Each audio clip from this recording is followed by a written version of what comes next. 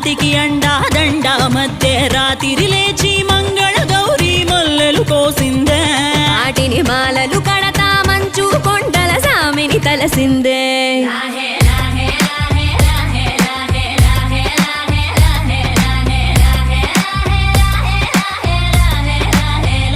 మెల్లో మెలికల నాగుల దండ బలపుల వేడికి ఎగిరి పడంగా ఉంటి ఈ బూది జల జల రాలి పడంగా సాంబడు కదిలిండే